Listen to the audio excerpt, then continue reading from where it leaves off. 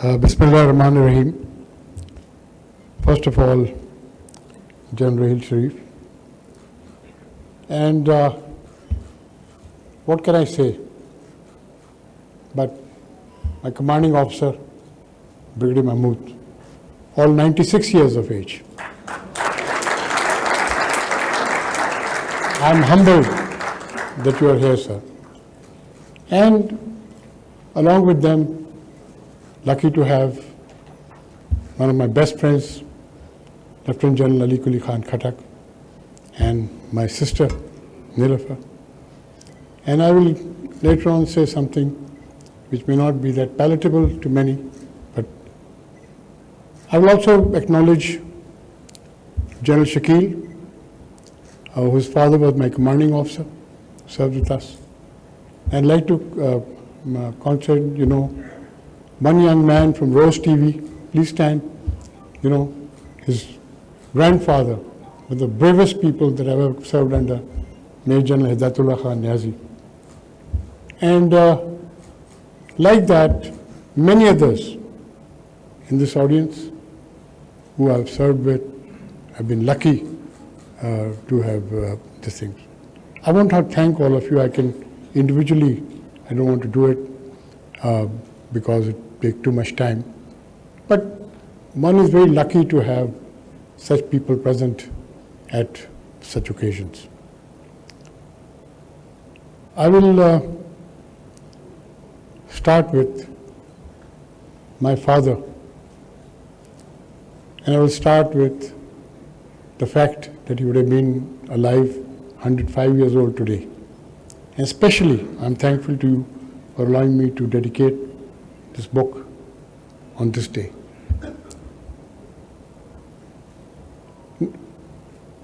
People have alluded to the fact that my father was from Sialkot, the Punjabi.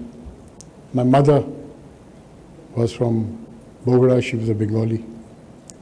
It was not very comfortable in 1971 to be a Punjabi in then East Pakistan, or to be a Bengali in then West Pakistan.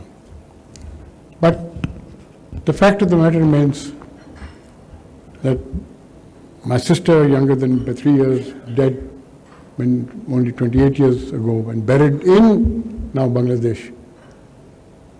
We always thought ourselves lucky to be Pakistanis because we thought ourselves as one whole.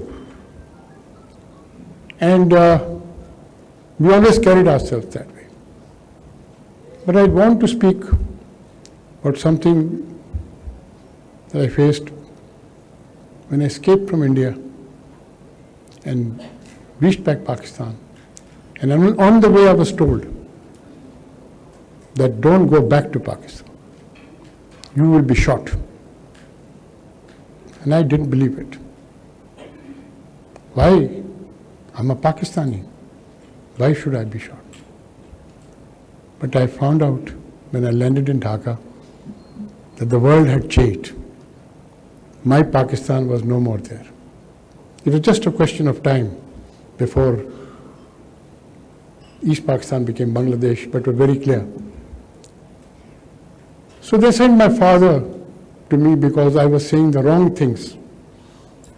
Because when I was asked this question, I said no.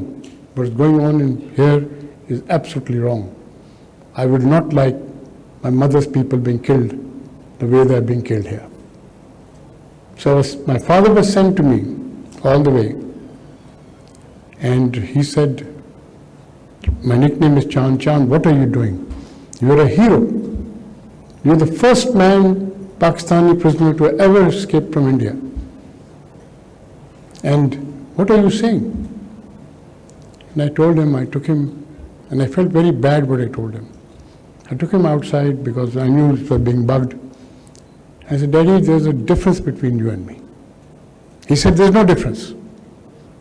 You look like me, you're a Punjabi. I said, no, Daddy. Your mother was Punjabi. My mother is Bengali. So I suffered. But I was very lucky in one way I was cleared to an extent, and I came back, and then the first time I felt humiliation in the aviation mess that I had built. I was refused food. How I came to know was when a tray full of food was sent by my sister to me in my room. I've never forgotten that little. And that mess, I've never been to that mess ever again, because, and that people like that, they sent, the thing, etc. And I was asked to serve in aviation. I said, I'll never serve in aviation again. But then I decided, I said, what is this Pakistan? And I was sent to the man who was supposed to be one of the bravest men in the army, to his battalion called 44 Punjab, now Fort Sindh. And 27th November I reported there. The first thing he told me, I don't like Bengalis. And I will never promote you. And after the war, if you're alive, you'll go back as a captain. For whatever reason, on 13 December 1971, 16 days later, he took off his rank of major, put it on his shoulders, gave me battlefield promotion. More, the thing, he renamed my company as Sehgal Company. Today, I have the proud privilege that the CEO of the company is here, of that battalion is here, Fort Sindh, along with his other officers, and they named a wall after me called the Pride of the Sarmast Battalion. Thank you.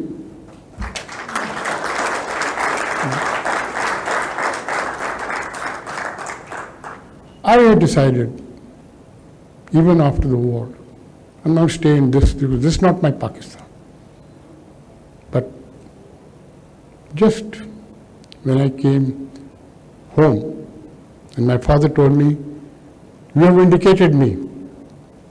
The people who used to go and call me, and still call me, Gaddar, your son is a Gaddar. And my mother was isolated, and I'll go on to that. And that is why I said, for two reasons, I stayed in Pakistan. One was my father. I said, "Meri baap ki zameen hai, main idhar hi rahunga." And I was vindicated. And the other was Fort Sindh. The love I got from Fort Sindh in 2 years was beyond imagination. That was 1974.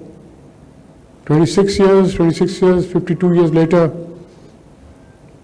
a wall is dedicated to me, Pride of the Sarmast Battalion. I am vindicated.